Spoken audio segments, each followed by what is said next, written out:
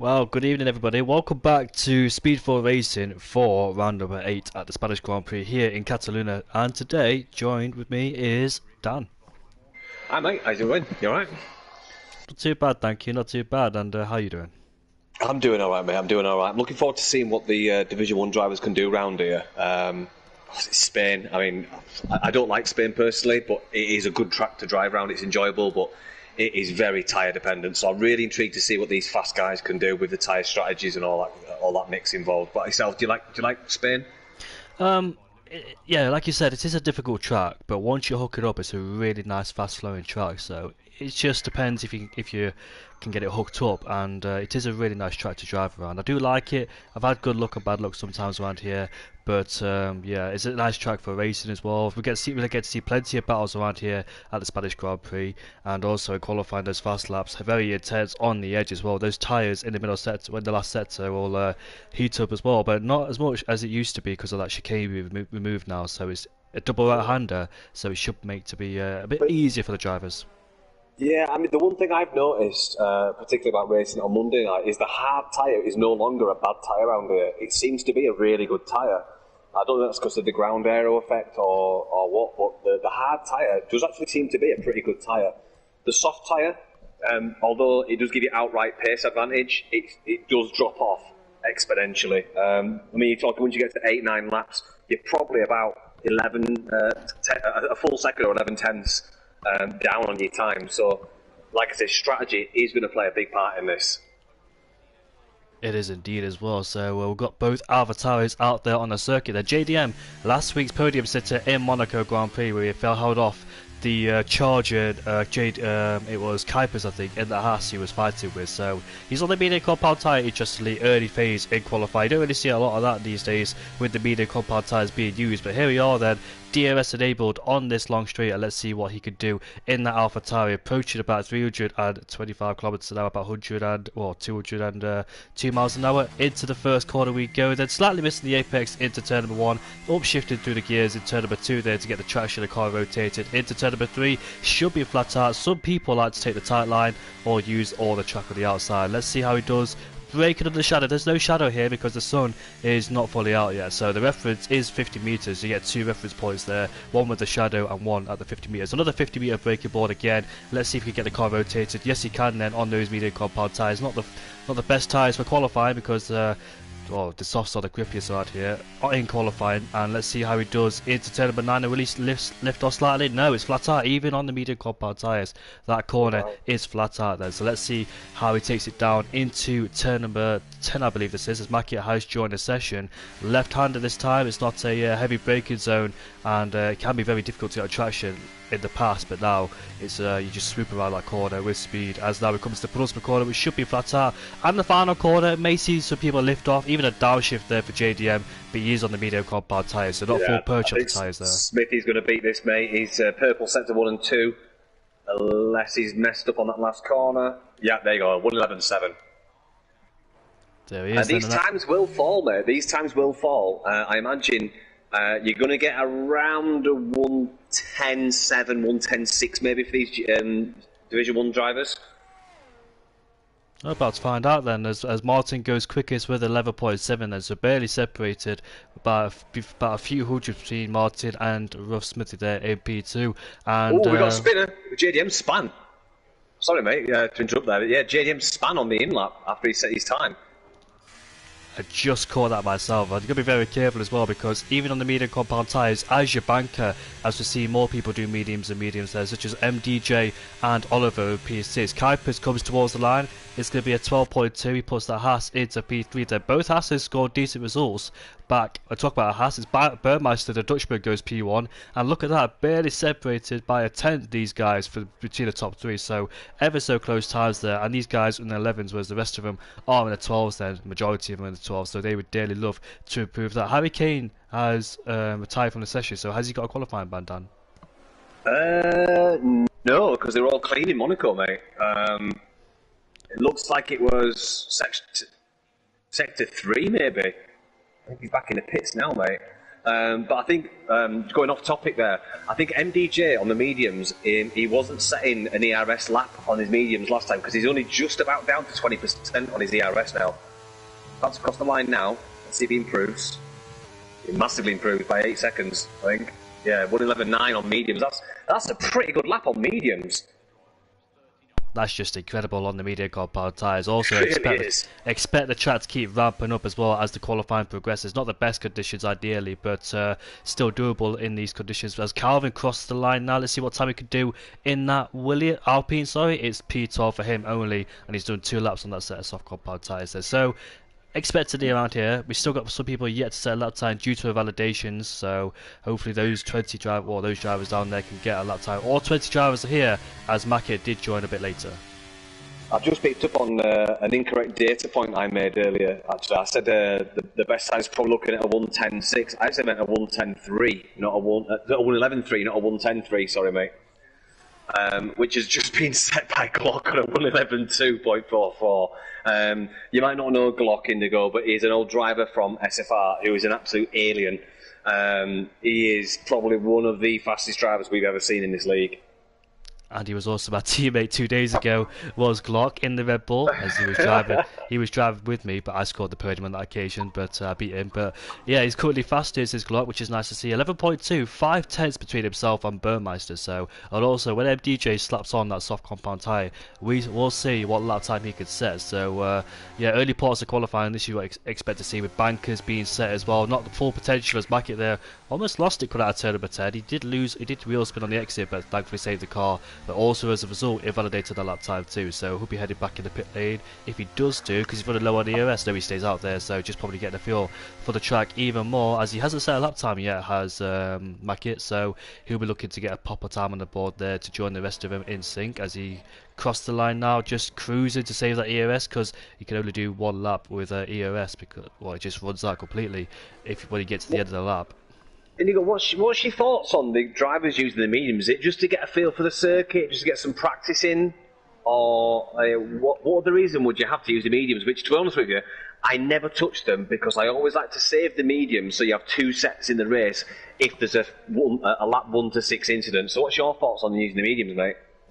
That's a good question, actually. I never thought about this, but I used to do the exact same thing. Like, it was a few games ago. I've never done it recently because I'm one of those drivers where I struggle to set lap times consistently on the softs, if that makes sense. I have to use the softs over and over again, like we all do, but yeah. I don't use, because now at the 10-minute session, these guys are in the mediums and the pressure's ramping up, so when they got on the soft compound tyres, they won't have the laps like the rest of these guys on the soft compound tyres do. So the guys in the mediums, whether they can set laps instantly without having any problems whatsoever, then it's fair enough to them. But on the mediums, I don't know. Yeah, like you said, I like to use 2 sets of mediums in the race just in case there's a safety car and I have to slap on the mediums or the softs. Exactly right, yeah.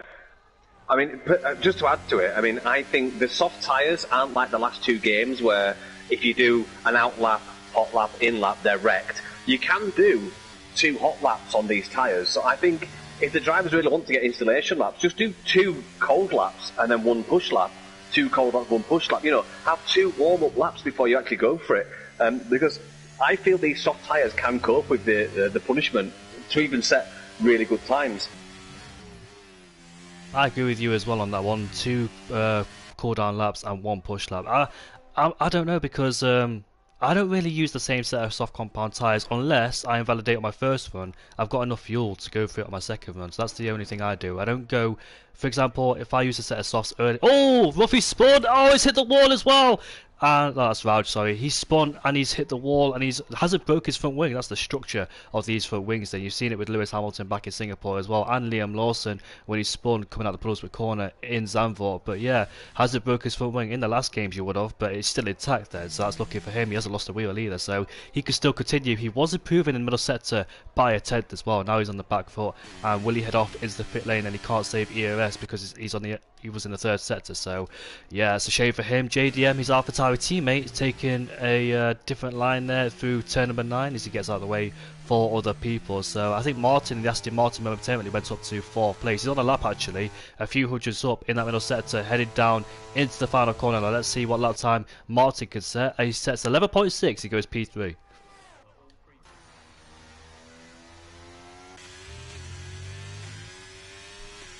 And Zenon goes P5 in the Red Bull there. Dan, if you're talking, mate, you were muted, I think. I'm here now, mate. Yeah, I keep doing that. Yeah, I think I know why you're doing that, as it was explained last week in the comms box, but it's alright, mate. I just want to make sure that you're still here. I'm just on board with Sonic, mate. He was a 10th up in Sector 1. He's looking pretty tidy. He's getting all his apexes right. I'm going to come to enter Sector 2 now. Let's see what he does. Yeah, he's up 3/10 in Sector 2, which at the minute would put him into about P8. So he's looking good. Looks like he's got these soft tyres fired up. He's just approaching the penultimate corner now. The old chicane that's no longer there is just that sweeping double right now. Nice little downshift, comes across the line, and he goes up to P7. Fantastic from Sonic out there. Really good outing. I'm on board with Oliver. He makes his way through the final corner. He goes up into P9, so 5/10 improvement from his best lap on the medium compound tyres. He's ahead of his Mercedes teammate. But here comes MDJ. Through the final corner he goes. Only 2/10 in the middle sector. Let's see what he does. And he goes P2 with 11.4, 2/10 off a Glock still. As Glock in that middle sector is improved. He's got an Alfa Romeo who is nicely placed out the way for him as he continues his way around the penultimate corner, which should be flat out. And now he makes it through the final corner. Let's see if he extends his benchmark over the rest of the guys. DRS enabled. Can he go quicker? Yes, he can. It's 11.0. Wow. Almost break into that 110s. That is 36 thousandths. 36 thousandths for a 110. That is amazing pace from Glock. And just going back to your original comment earlier about your teammates with... Did you say you were teammates with Glock this week? And you outscored him? Yeah, but I think it was a wet race. He got put in late, so I think that was one of the reasons. Right. Okay. I was going to say, because if you're beating Glock, it sounds like you should be joining the Division 1 ranks, mate. I mean, I'm more of a commentator nowadays than a racer. You see me race plenty of times back then in the older games, but these games I've dropped off the pace in 2022 and decided to become a commentator. So, yeah, that's why. Well, I don't mind commentating for any league really. But Calvin's improved 2/10 in that first set. He went purple. It's a 13.0 on his personal best then, so he'd be dearly loved to be in the 12s, well, to be in the 11s, because that's where the top 10 is so far. So Calvin in the Alpine, looks like he's on the back foot, but hopefully he can get up there as he makes his way to turn 7 and turn 8 right now. Yeah, I mean, just on board with Calvin. It didn't look particularly planted through that turn 5, 6 and 7 section. Just slightly missing his apex and not getting his turn in right. But Calvin used to be a formidable driver, and it might just be that Division 1 at this present time in SFR is slightly higher calibre, but it doesn't look like Calvin's in his element at the minute. But Calvin, I know Calvin, I've raced with him, he's a formidable driver. And it could be that it's just Spain, it's just one of those tracks, you either love it or hate it, but the slightest deviation in your braking, your acceleration, a little bit of twitching on the rear, it can shave absolute tenths off your time. So it is a track that punishes you. So these drivers, they have to do a perfect lap to get up there. It just shows exactly how difficult this track is. And like we said earlier, it's not really a difficult track, but it is slyly technical, if that makes sense.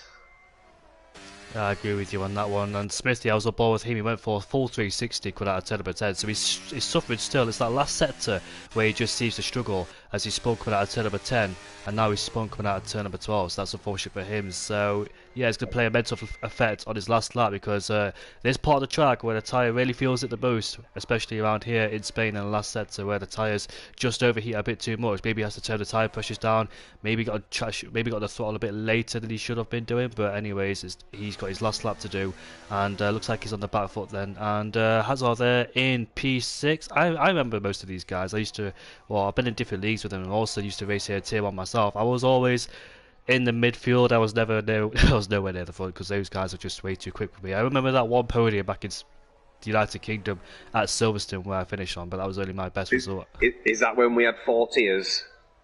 Well, if the names like VRT Raikkonen, VRT Jill and all them, and Sam, Brett Stern, all them, if you remember them.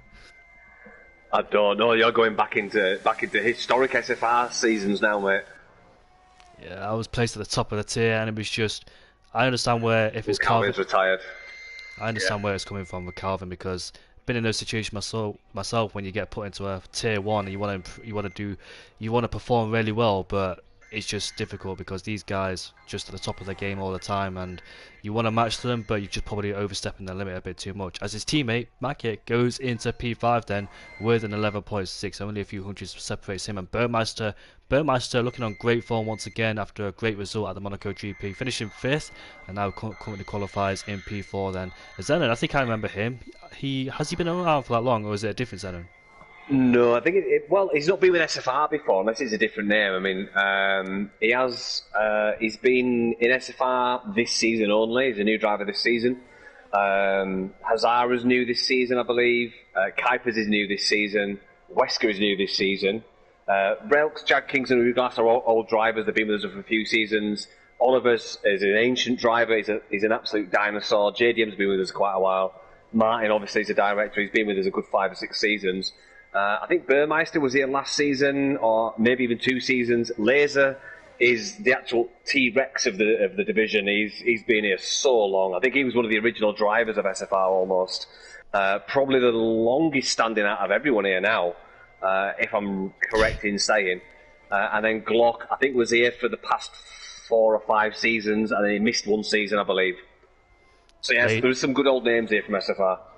Laser's definitely one to remember because me and him used to be in the parties all the time. Joined SFR back in 2019. Yeah. It was incredible those days.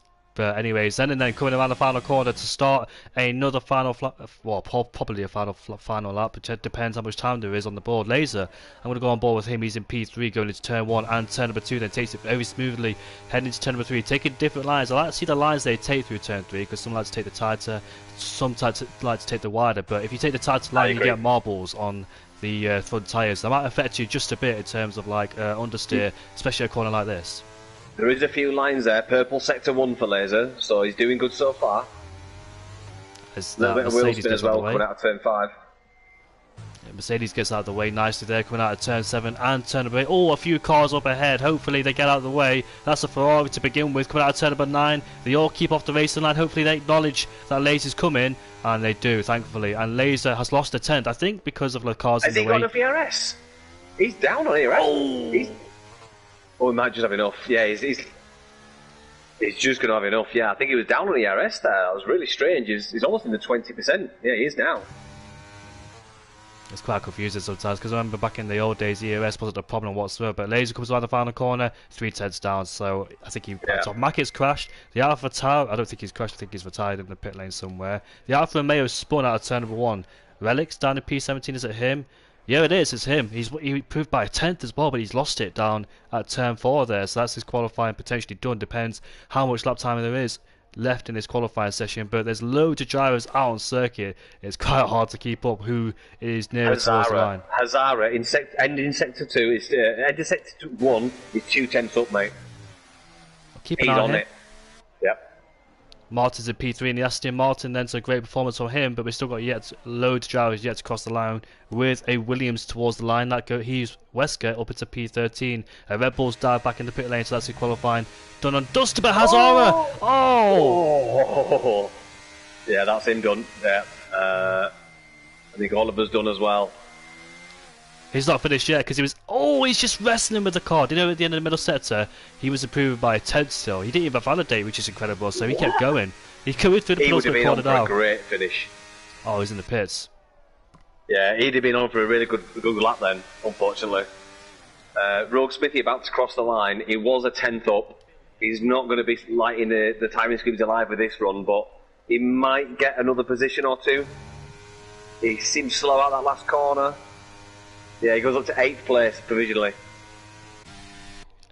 Both Alpha Towers were close together in that final sector on their outlap. When I saw Laser coming through, there were parts on the apex literally, and Laser just almost hit them as well. So thankfully he didn't. Laser's a P4. MDJ did improve to go up into P2, or stayed in P2, but improved only by a few hundreds on his last run then. So 3/10 is the gap between himself and Glock in P1, and yeah, that's the gaps then between P1 and P2. MDJ had a dominant drive back at the Monaco Grand Prix, but this time in Spain he's got a lot of work to do with catching up with the likes of Glock and the others behind, because the gaps wasn't as big in Monaco, obviously with that track being so difficult, and now this the grid is more closer because of the Spanish Grand Prix. So hopefully Also, with overtakes as well, it'll be a bit easier with loads of DRS trains around here. What about the strategy? What tyres would you go on? Well, before I answer the tyres question, let's just touch on one other thing, mate, and that's setups. Quality setups and race setups around Spain are vastly different. Could these drivers actually be setting these times because of setups? You know what I mean? Like, you don't have to answer that. It's just food for thought. I think setups is a big thing around here. Yeah, okay. Is the race setup and quality setup? Have you gone for that one lap pace setup, like to get further up to the field, or the race setup where it's easier on tyres and you're consistent throughout the whole way through? Yeah, or maybe even an equilibrium, you know, like a mid-level setup type thing. You know, what have people gone for? Because setup, I think Spain is probably one of the tracks where it is really critical to get a good race setup. So I imagine there are some people here that might actually improve in the race. I mean, Martin is doing great now, P3 in qualifying. I think that's really great. But I think there's more from Martin in that. But to go to your tyre strategy question, it's a difficult one in Spain. The hard tyre is actually really good round here on this game. The one stop, there's a few options. You can actually do hard to soft, soft to hard. You can even do, believe it or not, which I did last night, the medium to soft, or even the soft to medium. I did the medium to soft because there's not that much deficit at the initial stage, and the drop off on the softs on full fuel is quite bad. So the medium's not a bad tyre to start on, and you can actually pit about lap 19 for the softs. So the one stop is good, but the hard tyre is quick. I don't think the two stop without a safety car is going to be beneficial around here, although the undercut is super powerful. So fresh tyres is very, very strong. So it's kind of like that's an answer, but there's also a lot of unknown, because if you do the right call at the right time on the faster tyre or the grippier tyre or the new tyre, it can actually catapult you up the grid. So it's kind of, I know that's not an answer but an answer, if that makes sense. But yeah, that's my answer, if that makes sense, Indigo. Yeah, I get you. It was a nice day to listen to. Sorry about the noise in the background. That's the dogs barking, so hopefully they'll stop. But if you can hear it, just ignore it. And I was going to say, yeah, soft, medium, or hard. Depends where you start, really, because I think the guys at the front might go for the most durable tyre and go to the soft tyres towards the end for that softest tyre towards the end, because the hards can go a long, long way in this race. We've seen it plenty of times in league racing where hards can go a long way. You reduce your stint on the softs or mediums, because last game the strategy was basically mediums to hards or hards to medium, any track really, but this game is a bit more variable, if that makes sense. There's more choices now, because absolutely soft tyres have evolved again, which they weren't really last game unless it was qualifying really, but thankfully we've got more variables and more options to choose from. Keeps us more interested as well as viewers to see what strategy is the best ones out there. Yeah, absolutely, mate. The soft tyres specifically last a lot longer on this game. You know, most tracks you'd get 6 laps, maybe the Division 1 guys are getting 8 laps out of them. But I mean, you can push these soft tyres at least to about lap 12 around Spain. Over to you, mate.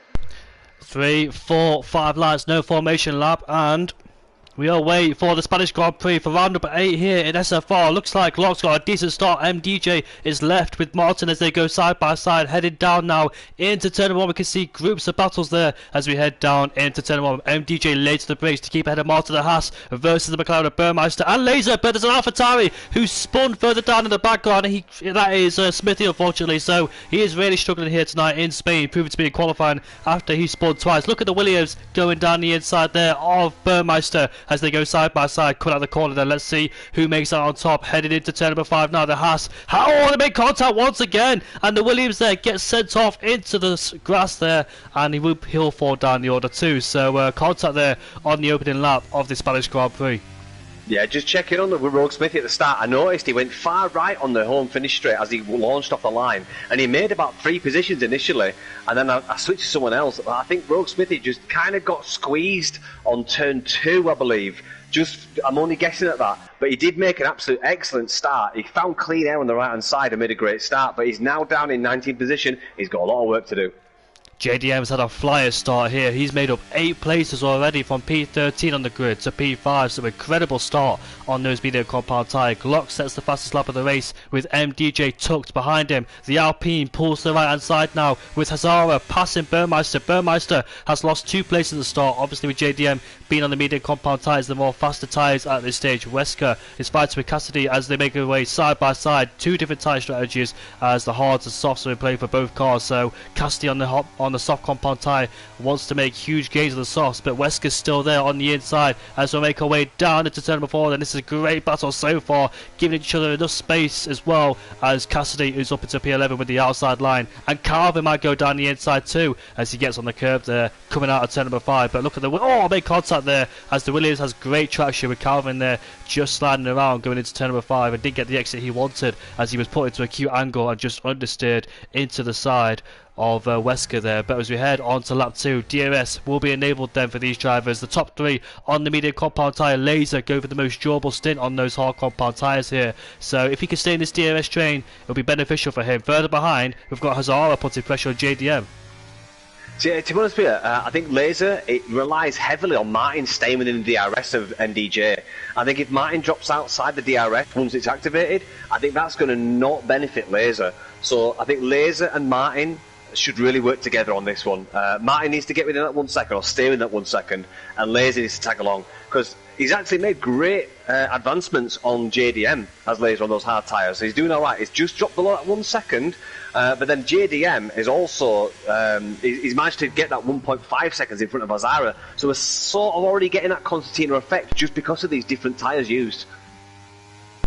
I agree with that. JDM 1.5 seconds. He's got Hazara out behind him. So interestingly, Hazara, despite being on the hard compound tyres, is able to keep up with JDM there on the mediums. JDM will be desperate to get the DRS range because he's essentially the second group of this DRS train now, as he's the DRS provider for all the cars behind. We've got Mackie versus Relics. Let's have a look at Sonic. He made a mistake. That's brought Zen closer to him, and he's got a train behind him.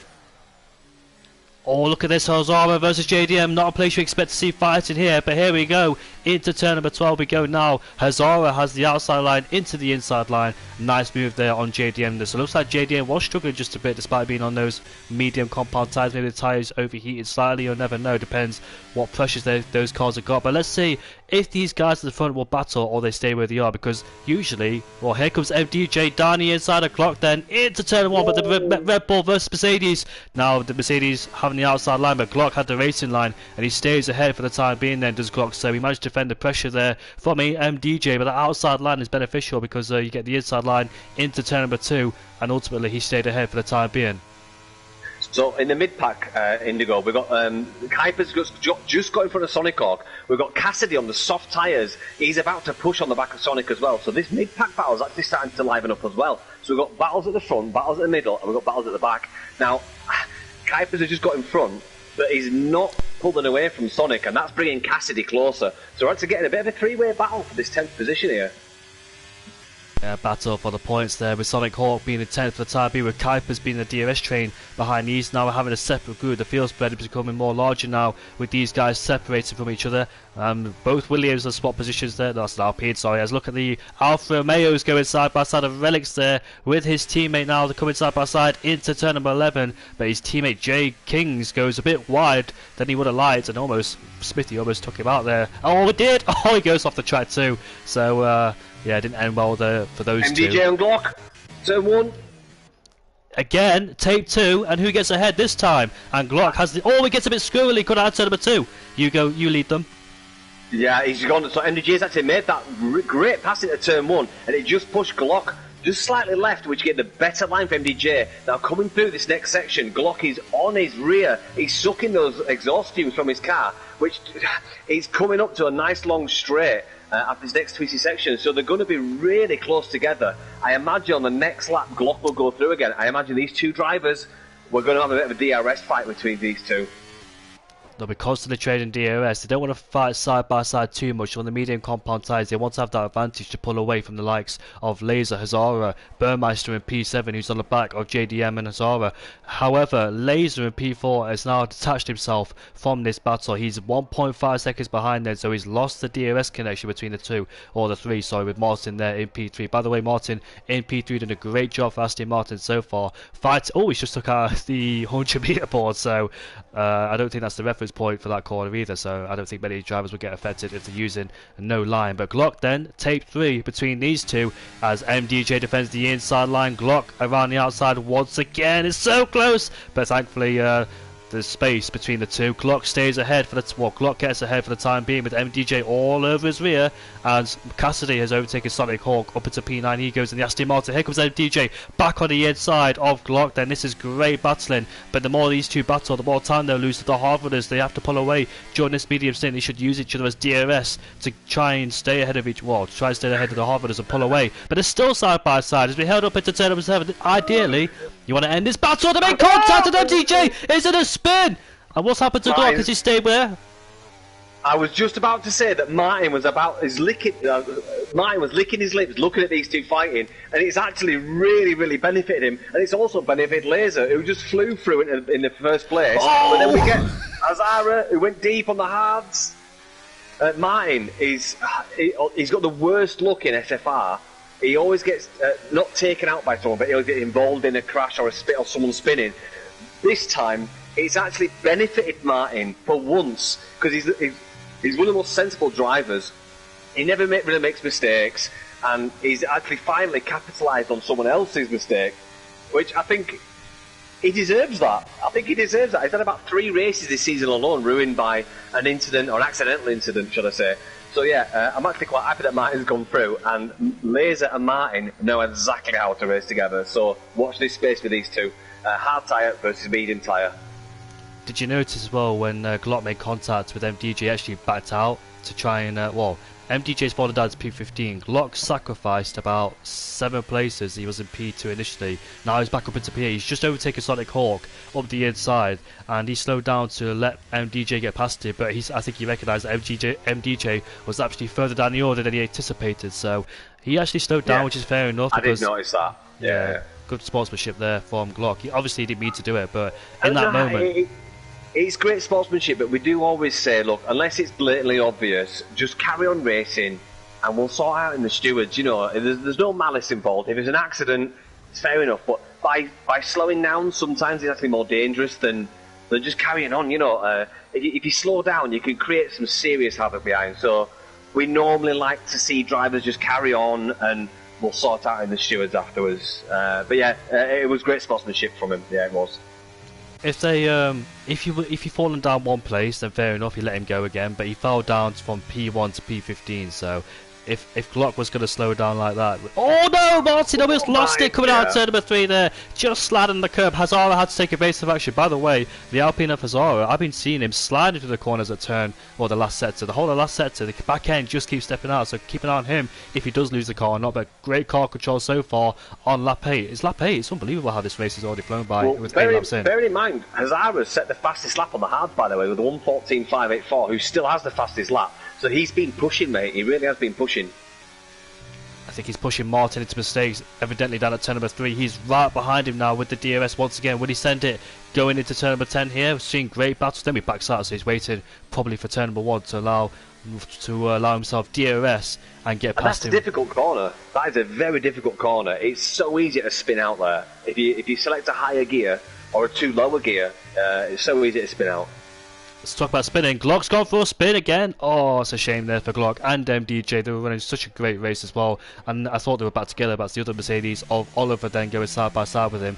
But back to the front then. Hazara has overtaken Martin. He moves himself up into P2 then. So it looks like Martin might be struggling a bit on those medium compound tyres. It looks like he was sliding around a bit, but Burmeister has overtaken JDM, so finally gets past him, I think it was, or was it the other way around? I can't remember now. Yeah, so this is what I was saying about the hard tyre. It's a strange new race tyre for this circuit, even though we see Hazara just get a little bit twitchy there from Martin's on board. But yeah, the hard tyre around here used to be atrocious, but it's actually turned out to be a really good race tyre. So I don't know whether it's because the temperatures stay lower, or whether you can actually get the car sliding, which actually helps your lap times.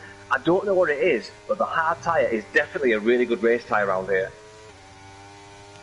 Yeah, the hard race tyre is good around most tracks as well in this game, because you can extend that stint longer and reduce the gap on the mediums to have that freshness towards the end, and have that pace as well towards the end of the race on those mediums. But we've got the opposite strategy with mediums and hards being played, and also I've got an AlphaTauri Smithy up the inside, tried to make, and there's a Red Bull who's spun. Is that Zenon? Oh yeah, it is then. So both Red Bulls have spun, unfortunately, and Zenon's going to fall down the order. Alfa Romeo's at the wall, and he lost his end plate too for good measure. So there was contact there between himself and the Williams, and Relics came out worst of it, and unfortunately for him, has to make a pit stop. There's no safety car to save him from that one, unfortunately. But yeah, I've seen it. Sorry, Sonic Hawk just getting past Cassidy's turn one. Sorry to interrupt you, Indigo. But Sonic Hawk just got past Cassidy, who was on the softs, 9-lap-old softs now. Safety car, safety car. I think Relics has had a little bit of a crash down the final corner. I saw him stationary there. I don't know if he bumped over. There's that pit lane entry is a bit dodgy, by the way, with a little bit of a bump. So he might have bumped over that and hit the wall. Let's see if he's lost all of his wing, because he lost his end plate. But let's see. Yeah, he's lost all of his wing. Yeah, but this helps the medium runners. This really helps the medium runners, because they can come in for hards now and go to the end, mate. This has actually turned this race on its head. The soft runners can pit for mediums, because I do think the mediums can do 23 if you push it. They really can. They're not going to be ideal at the end, but the medium runners can definitely go to hards, I would say. Medium runners can go to the hards. Those hards can make it, but yeah, that is going to be a bit of a stretch. So would the soft runners decide to go to the hards as well, such as Smithy, Kings? I think you've got to. I think you've got to, mate. I think at this point, you've got to assume there won't be another safety car. So soft runners have got to go hards or mediums, and then the hard runners have got to go mediums. So I would imagine the faster guys can probably make the mediums go a bit longer. So Laser and Hazara will probably go on the mediums. Martin will probably go on hards, or will go on hards, and Burmeister will go on mediums. So yeah, I think it's a no-brainer. You've got about 1 to 2 laps under the safety car. Smithy was tired from the session, so has he had an accident? By the way, yeah, he has on the pit entry, I think. Zenon spun at the pit entry. I don't know what happened to him, but I think Smithy was blocking the entry. Maybe that's why Smithy retired. I think he just cooked it going into the right. But yeah, going back to the tyres, mate. I think that's what they've got to do. Wesker again this season choosing to stay out. I don't think it's the right choice. He lost a great finish because of this before. He stayed out. Definitely Wesker. Wesker stayed out late on in the race on old tyres. They lost about 7 positions. But yeah, I think the guys that have pitted for the alternative tyre, it's the right thing to do. Oriuglas, I think he was last place. I think, yeah, he's hoping for a safety car. But everyone that's pitted in the top 10, from P2 down to P9, they had to do that. It's the best thing to do, in my opinion. Yeah, it is the best thing to do, because even if it's not ideal for you to pit, it's still a good idea for you to pit, because at least you won't be tumbling down the order with guys with newer tyres around you. But Wesker might. He finds himself 2 medium runners behind him. So I've seen a scenario before where people have stayed out there, wanted track position or think it's the right strategy, and they've tumbled down the order dramatically. So if Wesker's got the pace to stay there, then hopefully for his sake he has. But Glock says, can only apologise, not sure what happened, but I tried to avoid them, so I slowed down. Fair enough, Glock. We saw the sportsmanship from you to slow down, but like you said, Dan, if you slow down, there's a whole bunch of cars coming past. You don't know if you're that driver, you don't know what he's going to do, because you're thinking to yourself, why have you slowed down for? Because you don't know that guy's taking one out. It's just a testament to the good drivers of this division. You know, slowing down because it's a gentleman thing to do. We get that, and it's great, it's admirable. But at the same time, there's a lot of drivers coming through thick and fast, pushing hard. So, but yeah, I mean, it's fully understandable why he did that. But yeah, I mean, just quickly going back to the what we talk about, strategy and pitting and stuff. It's an undercut heavy circuit on a track where the undercut is strong. That is an indication that you have to pit when you get the chance. And for some reason, this track is ridiculously strong with the undercut, which means fresher tyres are king. Mr. Feelgood's on the chassis will always be better, regardless of the tyre type. So, yeah, I mean, that's my opinion on the matter anyway, mate. I've been done myself with undercuts before as well, so I know what it feels like to be out there. But I don't have a lot of racing experience in 2023 like I used to in the older games, so I could explain more than I can now because I don't know what the tyres are like. I've only done about a few races, not finished though because I've been involved in crashes, but I'm not quite sure how good are the tyres in these games. It's a strange one in this game, mate. It certainly seems that fresher tyres are king, put it that way. I've definitely made a few mistakes this season by going, oh, well, obviously you got to stay out, and then people have just blown through. Even at Monaco, where it's hard to overtake, I stayed out for the lead, about 8 laps to go, or 7 laps to go, and 2 of the faster guys in Division 2 that had paid 4 laps earlier just came sailing through. So, safety car in this lap. So yeah, I think this game is very much different on tyre degradation and tyre life. I dare say tyre life and degradation is, I think, better than the last game as well. That's why we've seen a lot more softs being used as well on tracks, but we don't really see softs such as Bahrain, Spain, Singapore as well. I haven't commentated or raced at Singapore, so I can't really quite say on the matter. I love Singapore. But really sorry to break you off, Indigo. Where do you think Wesker will initiate this? I personally think you've got to go late here. Because of this sweeping bend, you've got to go as late to the line as possible. Do a bit of weaving. Sonic's got a 5-second penalty collision under the safety car. So where's Wesker going to go, mate? Where do you think? As late as he can, really, without breaking any rules. And he goes down the final corner then, so he might have left Laser on the back of Hazard there. They're going side by side then. Laser is in the clutches rather than overtaking. He's actually defending then, so he has to keep an eye. But it looks like he's got a better straight line speed, or maybe use a bit of EOS because they both turned it off right now, so he stayed where he is for the time being. As also Sonic Hawk is fighting with JDM. They go, a bit of contact there. That might allow Harry Kane through as he goes side by side now with the AlphaTauri carrying speed. There's a lot of understeer he can sustain as well. But further up, we've got Burmeister on Martin up the inside into turn number 4 then on the Aston Martin. Unfortunately Martin keeps dropping back and Wesker has lost the place towards Laser, and Hazara wants to get through immediately. He does not want to waste any time behind that Williams, and he does that immediately too. So great move there for Hazara to respond to Laser's move and keep in contact with him as well. They're both on the mediums. There was contact between Wesker and Hazara. I believe it was the difference between, and Burmeister and Wesker again trading positions. I think it is a difference between the hards being slow under the cooler conditions and the mediums just being the superior tyre at the minute. But I think the hard tyre and the medium tyre are going to amalgamate again later on in this race. So we might see hard racing now, but I do believe later on in this race you're going to see the hard tyre come back at the medium tyre. Definitely. I dare say Wesker might be a bit of an obstacle for everybody. He's the only one that stayed out there under the safety car. Then, as you can see, he pulls the right hand side to defend from Martin, who pulls to the left now to overtake Wesker. As here comes the Ferrari. Sonic Hawk is boxed in with the Aston Martin. Hopefully he can get this move done into turn 1 for him, as he does with the McLaren of Harry Kane around the outside and the inside. Wesker's a drop in. He's just a drop in stone. 3 positions in 1 corner. I mean, I called it 4 positions in 2 corners now. I mean, I called it. There's no point staying out on this track. You've got to have the tyre life. 5 positions in 3 corners, and he's just dropping. Yeah, you've got to be on the stronger tyre. There's no point going for track position. It's just not a track you can pull it off here. And he's got a full train of people behind him. Just cut your losses, get in the pits, put fresh tyres on, because he's just losing positions. Go on, mate.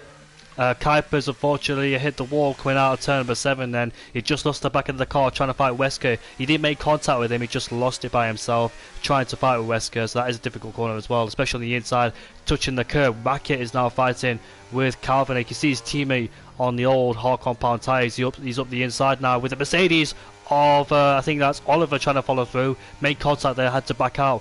And will he pit the slap? No, he doesn't. So Wesker is going to suffer even more with Mackey right behind him. Hopefully it makes it easier for him because they're both teammates as they go side by side now with the Alpine and Calvin getting a lot of overspeed on both of them. I might say 2 for 1, he does. Starting is straight as we go into turn number 1. Calvin's ahead of both, so great straight line speed there from the Alpine as he got ahead of both Williams. This is silly from Wesker, mate. It really is. I mean, I understand wanting to go for track position, but yeah, absolutely silly mistake from Wesker, and he's actually slowing up a lot of people now. He needs to bite the bullet, come in, put some tyres on, because if he waits it out for a safety car now, everyone else is going to pit for if there's a safety car. So it's absolutely fruitless. Or frivolous, or fruitless? Yeah, frivolous. What's it lost now? 10 positions in a lap and a half? Yeah, absolutely pointless.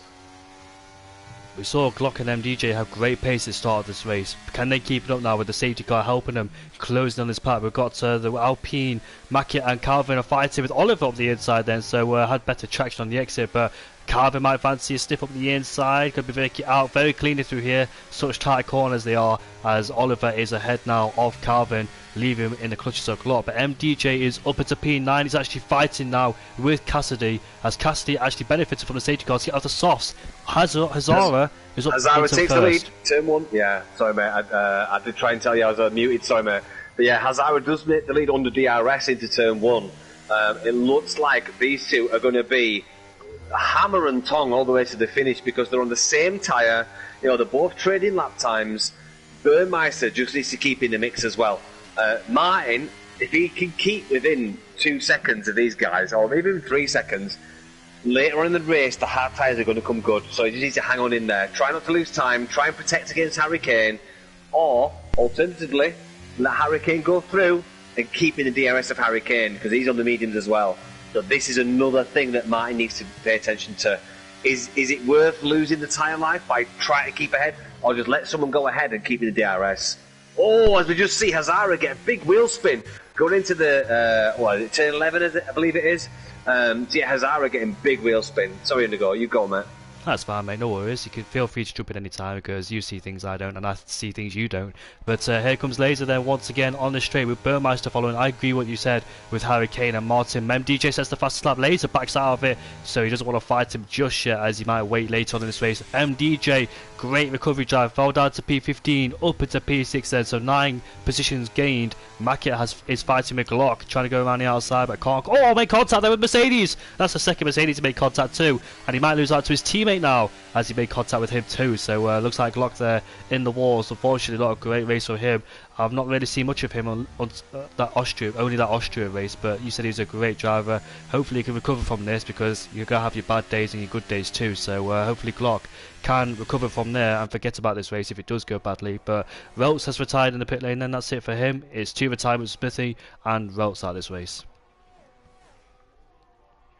Relic, sorry. I don't know why I said that. There's a 1 in his name, but Burmeister then still following with Laser and Hazara. Hazara has been squirming all over the place. You said it last time out, the last lap. I did see him a qualified do it, and that's what cost him a good lap time, especially down at turn number 9 where he went off the track. What's your rule, by the way, with the white lines at the pit entry? What, for the track limits? Or for entering the pits? Entering the pits, yeah, we're quite strict on it. If you're on your own, and you do it to gain time, if someone's seen it and reports it, it's a penalty, mate. Yeah. We normally do drivers' briefings for difficult tracks, especially like Monaco or Singapore. I write a quite comprehensive drivers' briefing for most tracks, but the safety car line is one of them. Yeah, you can deviate from that white line. And if you cut the line like Lewis Hamilton did in Hockenheim, was it Hockenheim? I think it was 2019. Yeah. So if you cut the safety line like Hockenheim with Lewis Hamilton, yeah, it's a penalty, mate, straight away. Especially Austria. Austria is a very, very strict one in SFR. You've got to be. You don't have to be to the right of the white safety line when it starts. The third corner from the second corner from the end, you have to be to the right. I'll send you some later on so you can see what entails in the safety car drivers' briefings. But yeah, really quickly as well, just thought something. I picked up something earlier. This season we're doing P1 to P20 scoring points. It's not P1 to P10, by the way. I did forget to tell you that, mate. That everyone scores points who finishes. Sorry, I did forget to tell you that. But yeah, everyone scores points, by the way. Oh, contact into turn 1. Thanks for telling me that, Dan, but there's contact because MDJ tried to take 2 for 1. He got Martin, or he's fighting alongside with Martin. They make contact again with wheel bang in there. But looks like they stay on the track, thankfully, and MDJ is up into P5. He tried to take Harry Kane on Harry Kane, by the way, in the McLaren. He's done a great job. I know he didn't have the best of qualifying. No, he didn't, because he started in last place, did Harry Kane. He retired early on in qualifying. I don't know if he did it in the pit lane or crashed someone on the circuit, but what a great drive from Harry Kane so far. Up into P4, 3.8 seconds. That's going to be quite a margin to close down, especially with the top three trading DRS constantly down the straight then. So he's got a DRS train behind himself as well to try and keep behind, which is going to be quite difficult. But MDJ is also on the charge. Martin, unfortunately, from P3 down to P6 keeps dropping back, so hopefully he can regain some momentum and rhythm to try and stay there. But he's got MDJ who's pressurising Harry Kane. Let's see if MDJ can fight for a podium, but it looks like it's been quite difficult with the top three pulling away. Yeah, I mean, I think with the top three where they are, fair enough, but I think how the hards are faring up now with the mediums, I think MDJ's in a good position, so is Martin. As he just goes on the outside line, is he going to get it? I think he should do, because he was just far ahead. Yeah, he has, he's got it, so fair play for MDJ, and now he's going to try and make an attack on Burmeister. And I do think, mate, 13 laps to go, hard tyre, 9 laps, medium tyre, 9 laps. I think the hard tyres are going to come good. And you've got to remember, the hard tyres now are warm. They're grippy. They're really good. They're a good race tyre around here. So yeah, I think the hard tyre drivers might actually come good. Just really quickly as well, Indigo. On the stream, do you have the telemetry enabled? Yes. Right, can you turn it off, mate? Yeah, no Cheers, buddy.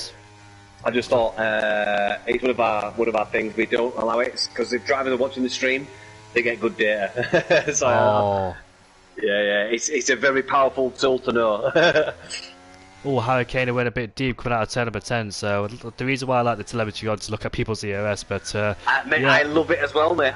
You can flick it on now and again, moment for yourself, really quickly, so you get the data, but we don't talk about it on stream, simply because drivers that are watching, we help them out. There are drivers, especially in Division 1, that watch the stream, and they listen to everything we say, the sneaky little buggers. So yeah, that's one of the reasons why we keep the telemetry screen off, because it helps drivers that are watching. Ah, fair enough. So also, to add to that, there's no rules in SFR about race engineers. So people can have race engineers in their party, absolutely fine. We have no qualms with that. We encourage it actually, having a race engineer who's watching the stream. But obviously, if we have the telemetry up, that adds the other element, we feel it adds excitement not knowing the ERS, sorry. We feel it really helps the excitement of the racing, not knowing or not giving it away. Wesker's gone. Oh, he's retired. Oh. What do you do? So when somebody picks up, let's say a lot of drivers pick up penalties, do you allow people to look at penalties? Yeah, so basically we have a comprehensive rules and regulations. So if someone's pushed wide and that gives them a penalty, as long as the driver supplies us with the race director in full, so we can see every penalty and warning. If they got the warning about the penalty and know the warnings, we can remove that warning, then remove the penalty. Samely with undeserved 5-second penalties. Most of the time, as long as they're not served it in the pits, it can be removed. I think there's only one scenario where if they have served it, it can be removed. From memory, I think it's if there's no safety car after and it was vastly unwarranted, it can be removed. So yeah, there's about 5 or 6 different scenarios as an example where penalties can be removed, including corner cut penalties. So yeah, we do account for that, mate.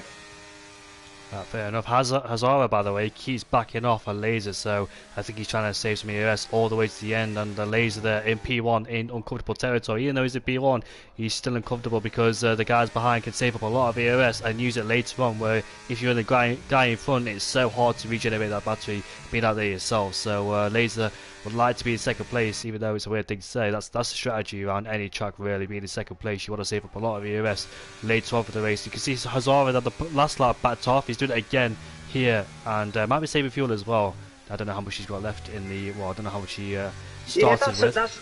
That's a good point about saving fuel. I mean, round here, it's a bit of a tricky one. I don't under fuel round here. simply because you're on the throttle a lot. But what I was going to say, Indigo, is this the crossover now where we start to see the setups come into play? Because I fully expected Martin and MDJ to be much quicker at this point on those hards, even though Burmeister, Hazard and Laser are mediums and generally quicker drivers. I really did expect to see the hard tyres coming better now. So could this be a factor where the race setups are coming into play? What do you think, mate?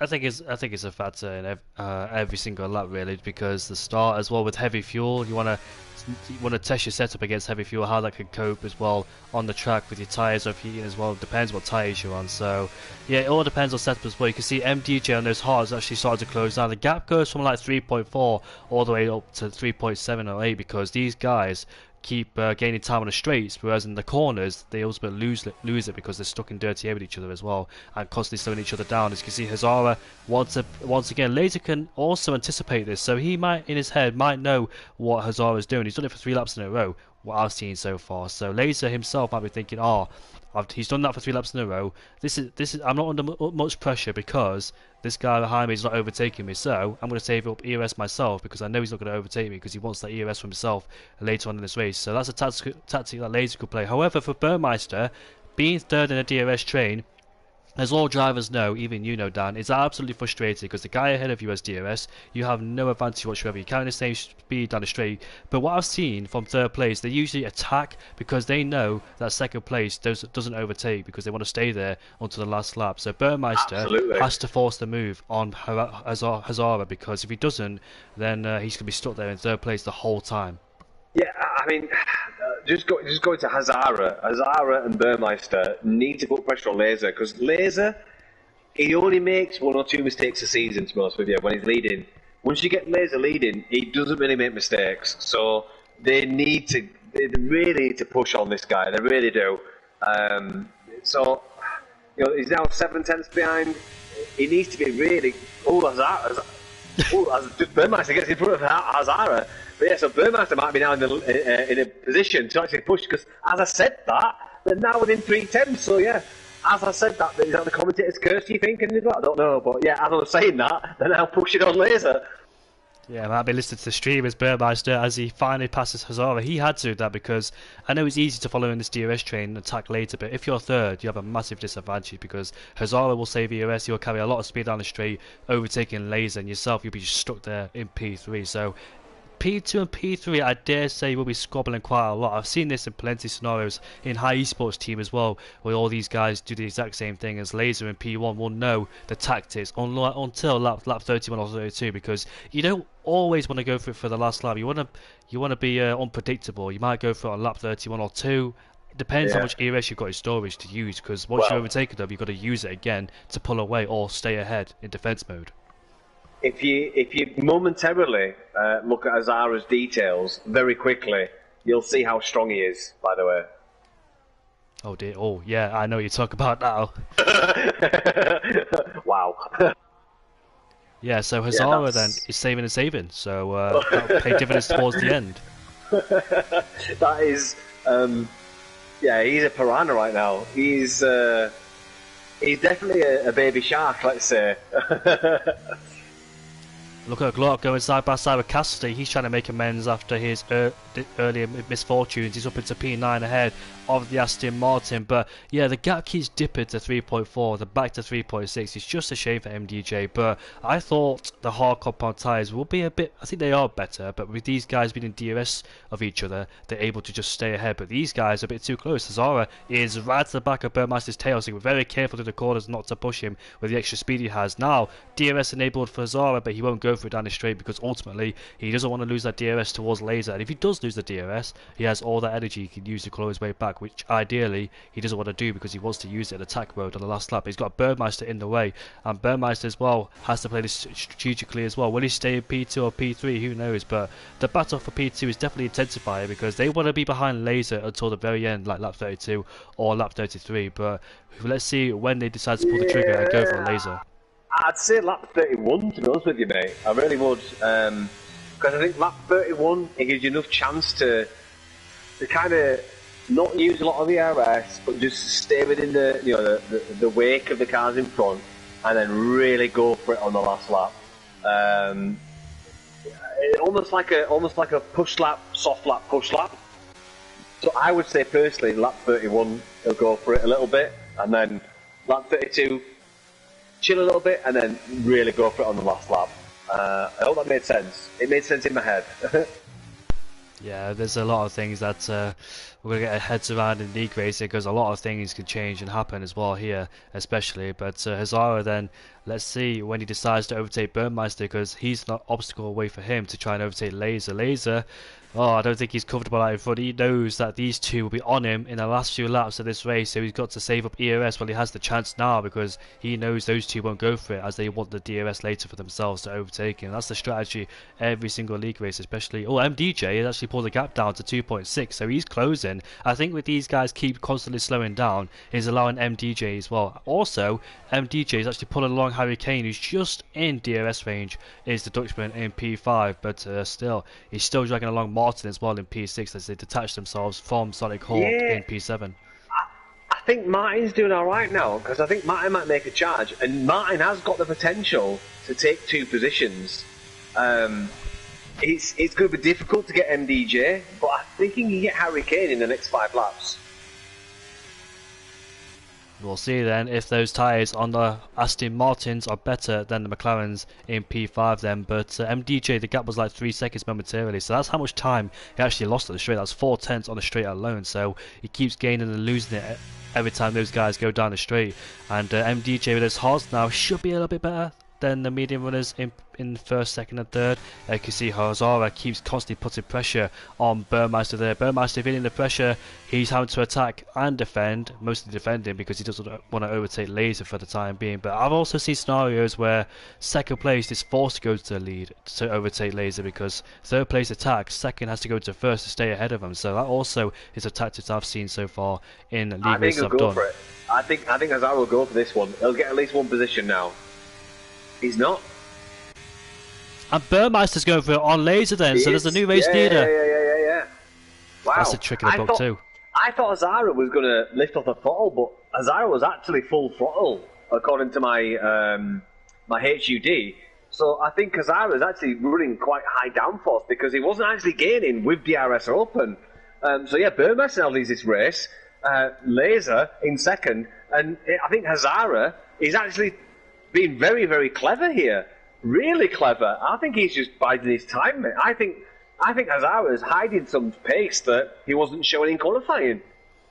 He was very quick throughout the whole race. Also qualifying when he kept overstaying off the track. He did it, I think, twice. So Hazara's got some great pace in the Alpine as a Norwegian driver. But yeah, just showing his magic until the last few laps of this race. Stays in third place, but he can't afford to stay there too long because his strategy will be ruined.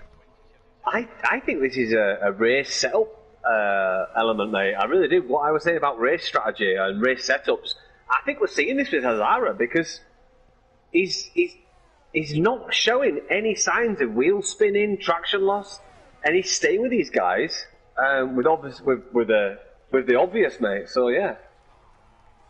Laser back up into P1 ahead of Burmeister then. Those two constantly trading as MDJ desperately trying to close that gap down, but he's running out of time. The gap is 2.4. Actually, he's dropped Harry Kane then, so the pressure has finally been released, and now we can focus on attacking rather than defending from the McLaren. He's left in the clutches of Martin, by the way. So Martin late in this race showing some pace against the McLaren as Harry Kane's tyres might be falling off the cliff just ever so slightly, and now he's under pressure from Martin there in P6. So let's see if Harry Kane can hold on, but the gap between MDJ and Hazara is 2.1, so it'll be difficult here on in to try and close and overtake, especially overtake as well. Hazara all over the back of Burmeister. These two is critical as well. They don't slow each other down too much, otherwise they lose that 1 second range of DRS towards Laser. Burmeister goes deep. Here comes Hazara. This is not a place you want to fight, especially. Look at that around the outside. He was sliding through the corners. What a corner to do that though. Fair play for trying. Very careful though, because the gap is 9 tenths now. This is great for Laser, great news for him, but they'll be back in the DRS range now with the DRS open for those two. Hazara goes to the right hand side by side, because they both have DRS then, as Hazara's back up into P2, unless Burmeister fancy a chance. No, he doesn't. Burmeister backs off as Martin is overtaking Harry Kane. Up into P5 he goes then, so great resurgence there late on in the race from Martin. Glock has overtaken Sonic Hawk as well, up into P7. JDM is up into P9 ahead of Mackett, so a few positions changes going on in this midfield then, but it's getting ever so close. It's much more intense. The climax of this race, with the last 2 laps to go, will be very intense between these guys. So Indigo, this is what I was saying. So Hazara then did a push lap. He's now doing a soft lap. I think he's going to do a push lap on the next one. I'm not validating myself, but I think I was right with this. He was waiting for this. He was planning for this. He's got Laser exactly where he wants, also Burmeister exactly where he wants, a lap 31. So, will it be next lap? Will it be the last lap he decides to go into yeah, he's planned this lap beautifully as well. Lap 31 was when he decided to overtake Burmeister. So, has he planned this out right? Laser, has he got enough EOS in his disposal to defend against Hazara? As long as Laser is professional and doesn't brake check him, I think Hazara's got this win. I really do. Let's see if he does it on this penultimate lap. I don't think it's close enough. It's going to be tight. No, he's not. He backed out. He's going to wait for the next year. Oh, no. Slight touch. Yeah. I don't know what to say, mate. But yeah, I think Hazara's got this. He's got it in hand. He's just waiting for the mistake from Laser. But also, I can't say what we're going to say. But yeah, I just think he's been planning for this. He planned it for 10 laps. And I think he's going to get it. I really do. I think Hazara's going to get this. And if he does, automatic drive of the day for me, mate. I don't know about you, but if he gets this win, it's automatic drive of the day. Because he's planned it for 10 laps. There you go. Look at Laser, he's made a mistake. There you go. Laser there, getting all scurrily coming out of turn number 7, has allowed Hazara through. Also, no DRS, so here comes Burmeister on the inside of Laser into turn number 10 we go. Laser's losing out dramatically in this race. Here comes MDJ for a potential podium now, after dropping to 15th place with contact with Glock. Around the outside he goes then. Laser went from first to almost being outside the podium. Now he's side by side. Oh, unfortunately he's lost it, but not yet though, because there's DRS enabled on this last lap. Burmeister is exactly 1 second away. He's also derated to the straight. MDJ might fancy a chance, depends how much EOS he's got left in his disposal. Burmeister defends the right hand side, now in the middle. MDJ will have to go to the inside with Laser there too, who desperately wants to get on the podium. Into turn 1, it's a bit tight there, but Burmeister hangs on there. Don't know how he managed to hang on with those guys having DRS on the straight. Harry Kane up into P6, so it's not over yet for Harry Kane against Martin, but Burmeister's into P1. Hazara, what a fantastic drive from him, played this beautifully as well, had it all planned out, and it worked to perfection as well for him. So great drive from the Alpine. I mean, he planned that for 10 laps. We saw it, didn't we? He was just sitting behind P1, P2, saving his ERS, and he just waited. And it's exactly what I said. He did a push lap, did the overtake, did a nice lap, and he's gone for another push lap now on the last lap. So yeah, absolute monumentally perfect strategy from Hazara. He's up 6 positions from P5, it's P5, P6, but yeah, he's in the lead now, looking like he's not really going to get challenged into the slack section. So I'll leave it to you, mate, to take it over the line.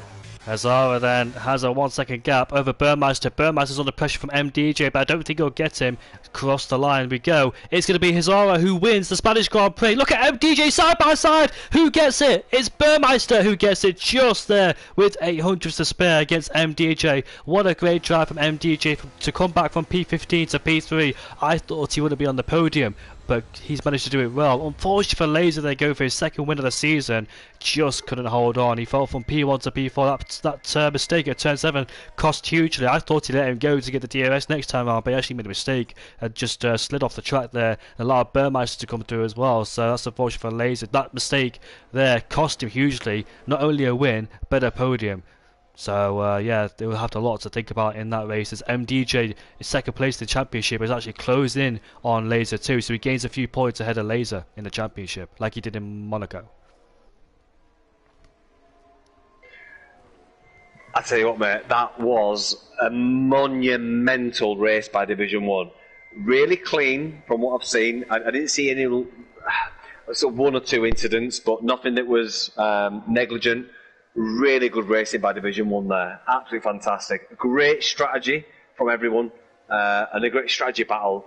absolutely monumental. I can't believe how good of a race that was. I think they've done themselves proud there. Enjoyed that too. With the battles, there was loads of battles everywhere in different parts of the track, like sector 3 as well. Down at turn number 1 we saw some great moments there between different drivers. Unfortunately, with that moment with Glock and MDJ coming together, but Glock there showing his racing etiquette, his sportsmanship too, and backing off, but he should have continued there because MDJ's up to 15th and Glock there, I don't think he realised how far he fell down there, so he had to continue to make sure he's staying in high positions himself. But Hazara, what a fantastic drive for him. The Norwegian driver playing the strategy right, had it all in the script and managed to work out to perfection as well. Burmeister in the Haas from P5 to P2. What a great result for Haas again. Unfortunately for his teammate down there, where did he finish? It was P16 Kuipers. So at least one Haas is on the podium because they came close to a podium back in Monaco. Finished 4th and 5th, but Burmeister got it, so what a great drive for him to gain some points. Harry Kane from last to 5th. It looks like he was going to finish in like 3rd or 4th at one time, but those medium tyres just dropped off towards the end. And he actually got Martin too, so he managed to defend from Martin by 2/10. So what a great drive from Harry Kane. Absolutely, mate. Yeah, absolutely. I can't believe the racing from every single driver tonight. So what I'll do is, mate, I'll get the top 3 into the podiums, mate. Right, cheers, mate. Thank you for that.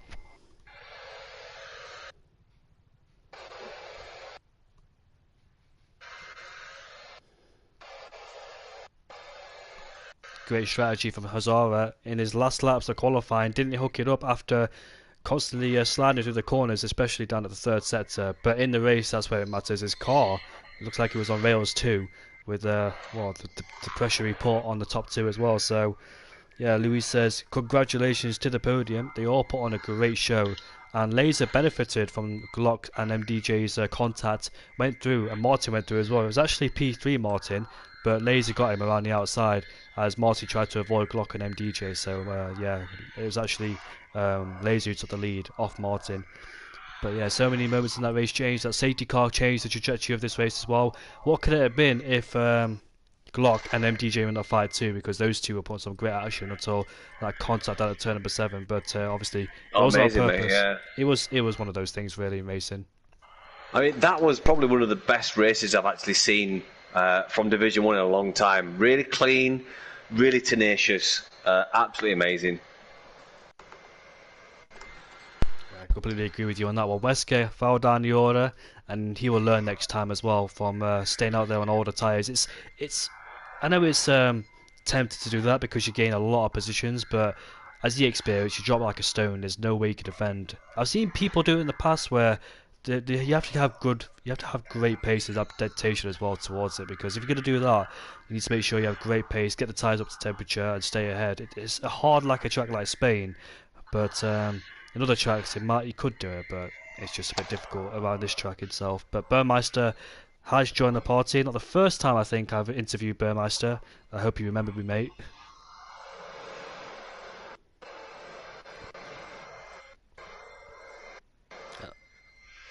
I'm just waiting for 2 more drivers to join the interview. Our last week's race winner MDJ and Hazara as well, so he'll be very happy to join the interview. Yeah, 2 seconds, mate. Getting Hazara in. The other 2 have been invited.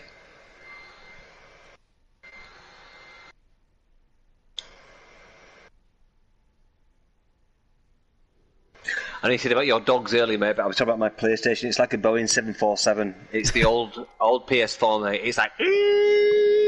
So, for all our listeners, if you've been hearing my PlayStation tonight, I'm sorry, I'm poor. I can't afford a better console, so you have to do with my commentary for now until I get a better console. So I do apologise for that, but yeah, it is a very loud PlayStation.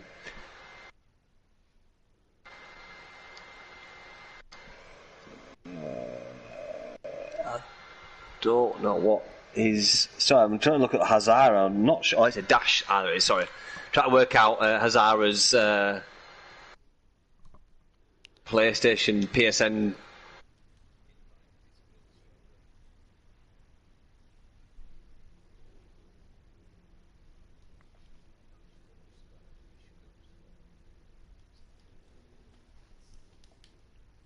Ah, there we go. There he is. Right, that should be all three invited now, mate. While we're waiting, mate, let's go with Burmeister, eh?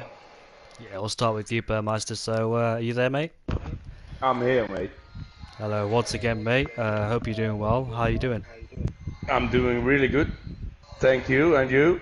Not too bad, thank you. So, on with your race then. So, where did you start? It wasn't. I can't actually remember now. I had it all in my head, but yeah, with interviews. I think fifth I started. Fifth place, and you finished in P3. How did you think your race went today? What could have you changed as well towards the last few laps of that race? Well, in the last few laps I had I was saving some ERS for the last one, but then in the penultimate lap I think Laser and Hasra touched each other, and then I had to lift a bit for Laser, so we lost the DRS to Hasra, and then it was like, yeah, let's get P2. Because yeah, there the race or the chances at P1 were gone, unfortunately. Yeah, it's a shame that you and Laser had that slight contact into, well, you and Hazara had, well, Hazara and Laser had that contact.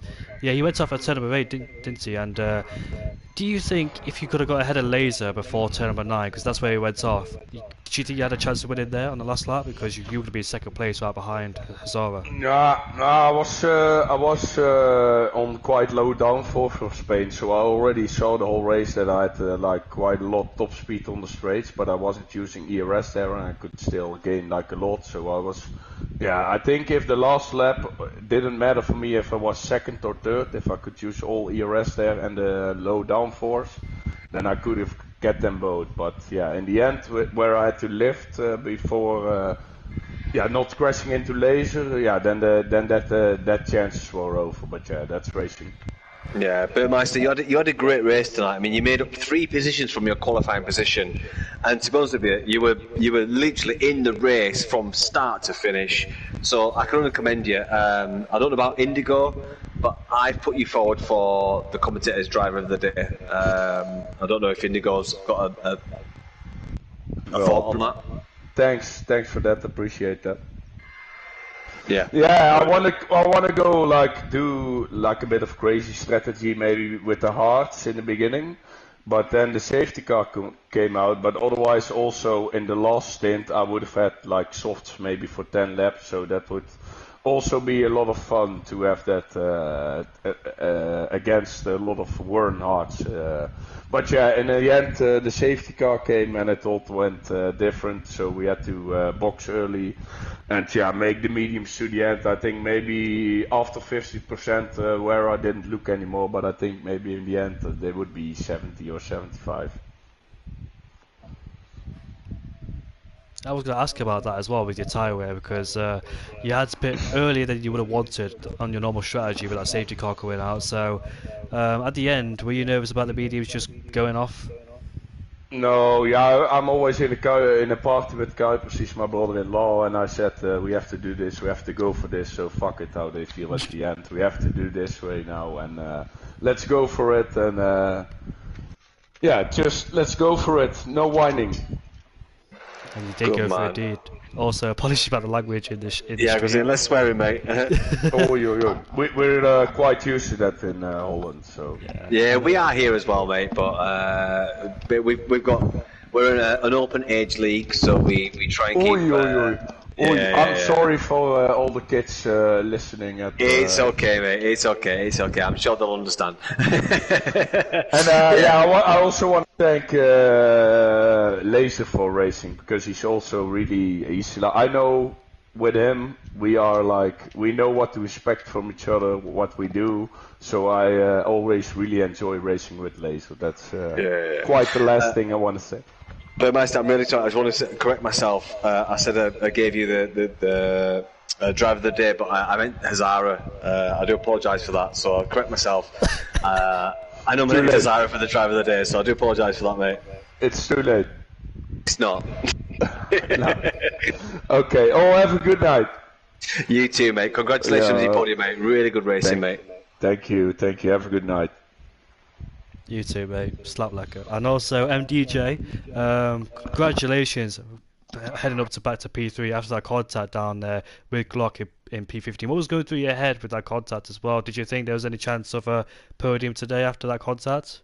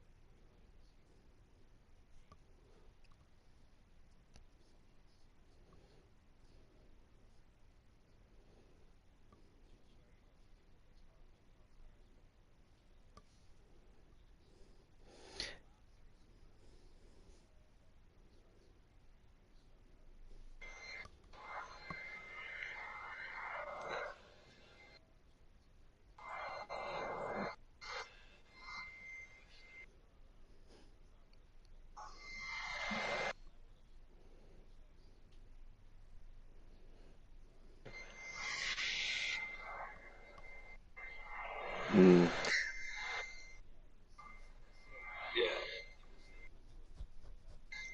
I'd be happy with P3, mate. Trust me, I was watching Hazara for a good 10 laps, mate.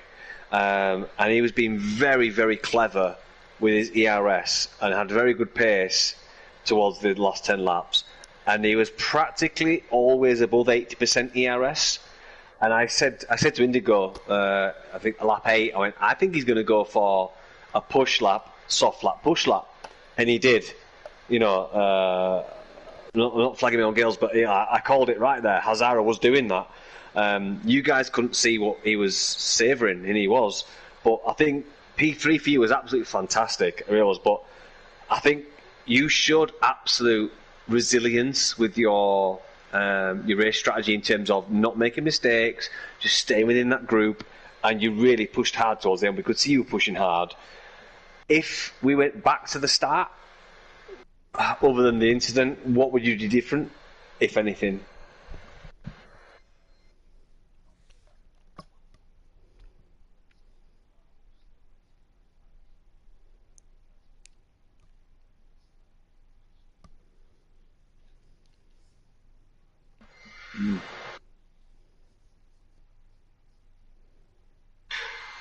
Yeah, I mean, I made a comment in the qualifying about the hard tyre actually being the race tyre around Spain. Never used to be.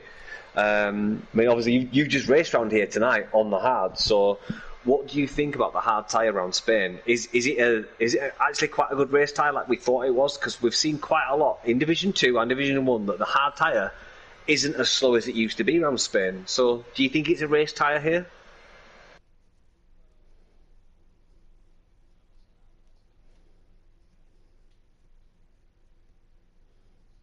Crazy. Mm, yeah. We did say that, yeah. It was a bit of a bit of a weighing scale. You know, it was like, what do these guys do? And we did mention it on stream that the soft tires, the soft guys had to go to hards without a safety car. The medium tires, they were kind of also um, they were forced into doing a hard tire strategy, and obviously the hard tire guys were going to go mediums and take them a little bit longer. So it was a finger in the air type thing, but it was really great to see from our point of view about the tyre strategy. So yeah, I mean, going off subject now, going into the next race. Are you looking forward to the next race? Is it a circuit that you like? Canada. Canada, yeah, street circuit, mate.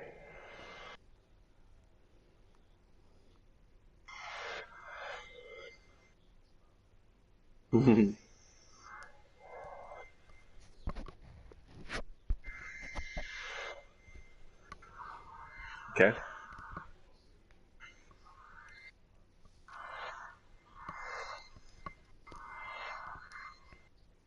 Yeah.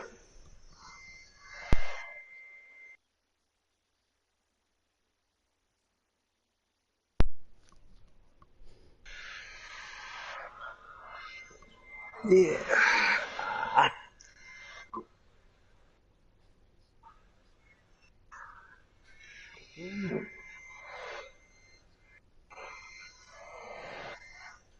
Yeah, I mean, Canada's a strange one. It's a circuit you can get away with low downforce on the harder compound tyre. Softer compound tyres, yeah, they're dead. But yeah, fair play. But I mean, I've lost out of questions now, so I'm happy, Indigo, for you to finish these guys off. I kind of got all the information I want out of these guys for next week. Mikey, one last one. Well, it's not a question, but I just want to congratulate you for keeping your head despite that incident. Because when you lose the lead like that after knowing you've got great pace out qualifying and the race too, it's very easy to lose your head and lose composure as well. But you managed to recover from P15, make your way up, and just ultimately take P3 away at the end. So, how difficult is it like to try and stay calm, knowing that you've lost a lot of places and potentially got yourself out of a win and podium? Because I know me and you have been in those situations before where we've had a spun out of the lead by ourselves or somebody else, and we just seem to lose our heads. And so, how did you manage to stay calm this time?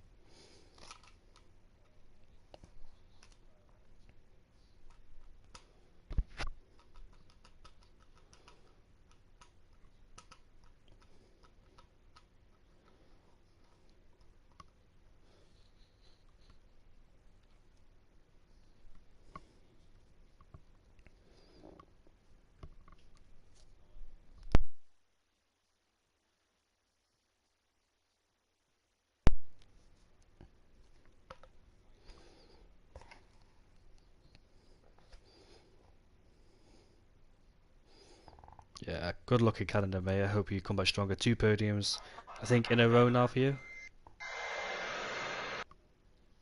Yeah, fair play, mate. Fair play. Great racing. And I just want to add as well that Division 1 today were absolutely amazing. Really good. I don't think there's going to be many stewards or anything, so yeah, fair play to all Division 1 drivers. It looked clean, it looked really nice, hard racing, and you gave the viewers a great viewing. So yeah, fair play to everyone. Absolutely monumental. Well done, guys. And on to our race leader, Hazara. Hello, mate. How are you doing? You there? Yeah, I'm here. I'm fine, thanks. How are you? I'm good, thank you. Worst part about podium interviews is the wait, because you go P3 upwards. But yeah, what a great race from you as well, mate. And staying out of trouble as well, which is a key thing around here. And you started in P... Oh, my maths. Is it P7? Yeah, P7. P7, yeah. P7, and so the second part of the race you look really quick as well. When you're in that DRS train, Dan was talking about it, about you pushing, then pushing, saving, and pushing. That was the plan. Wanted just stay in the DRS train, a laser lord, and try and keep ahead of Burmeister. But Burmeister got you. But when you got him back, that's when you managed to keep on with your original plan and just attack laser until the end. Yeah, exactly. I think you nailed it really.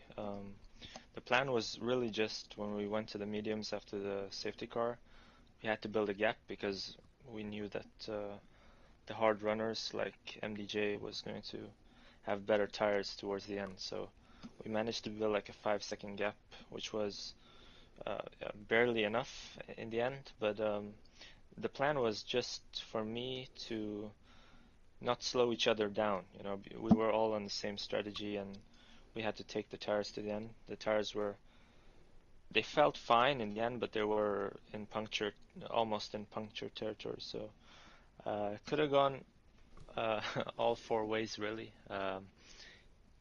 Any of us could have won, I think. But yeah, I tried to play it smart, like you said. I just tried to save my ERS and attack towards the end. It was a bit of a weird strategy I did by letting Burmeister go. I could have defended the position, but I was confident in my ability to re-overtake him. And I managed, but a bit risky, I think. We saw that, mate. We was tracking it for a good 10 laps. I mean, just firstly, I want to commend you on an absolute amazingly executed strategy. Those last 10 laps, I think I will actually really be fondly watching those last 10 laps, not only on the stream, but if you've got a stream, I'll be watching yours, because I think it was very cleverly done. And I picked up on it very early that you were really just biding your time. And at lap minus 10, you were looking at lap -1. You know, you were thinking forward, and to me, it was clearly obvious you were thinking about the finish, not the next lap. So absolutely monumental, mate. That's why I'd give you driver of the day. Indigo, I don't know about you, mate, but yeah, Hazara for me is standout driver of the day.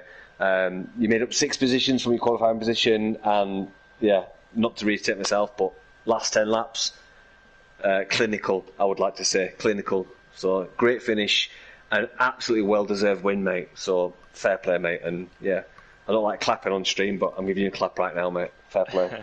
Thanks a lot, mate. I enjoyed it as well, so it was a good experience, and glad we can put on a show. Was a good one. It was a good show, mate. It was a very good show.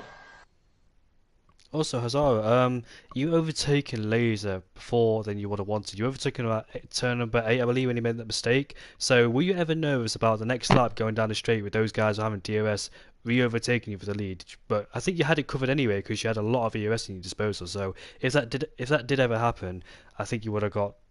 I think we'd have stayed ahead due to the amount of EOS you had. Yeah, exactly. I think you said it well.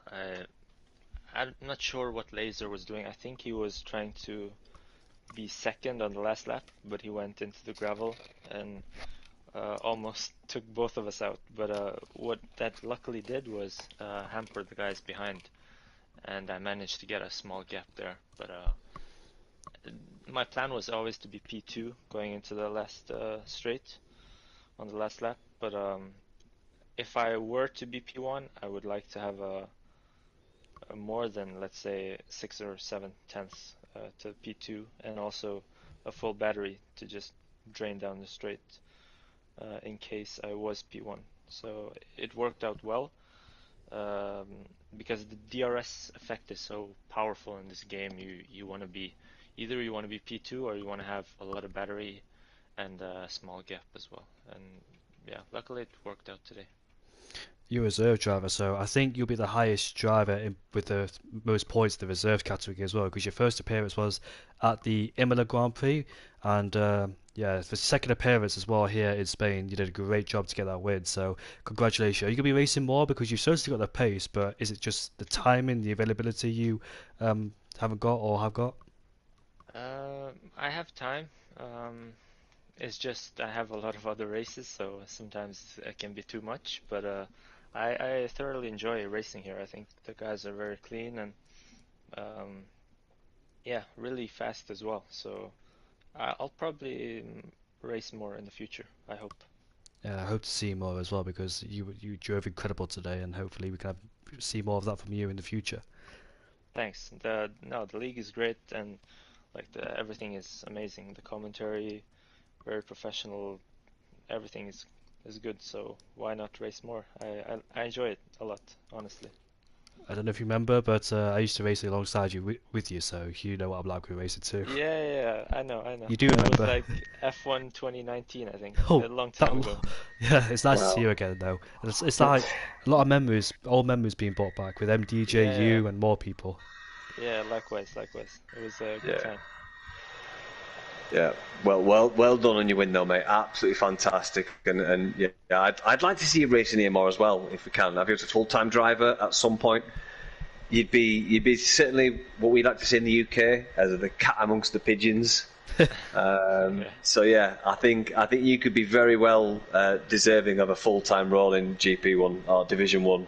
So hopefully your schedule allows it. But yeah, we've gone very long on these interviews because we've had a lot to talk about. It's been a great race. But yeah, I mean, it's enough from me. Hazara, well done you win, mate. Absolutely fantastic. MDJ, congratulations on your podium. That's enough from me. But Indigo, over to you, mate, to finish off these podium interviews and this race. Yeah, just want to say thank you for commentating alongside me, Dad. Or I think you should say that to me. No, mate, it's been so enjoyable, mate. You're such a good commentator, mate. Fantastic, mate. Thank you so much. I try my best every single race, but yeah, what a great race here at the Spanish Grand Prix in Catalunya. Join us back for more racing action on Tuesday at 7:30. We're at the Canadian Grand Prix, so we move to North America this time out, and let's see what the drivers could do from there. But we're finished for now, and see you all later.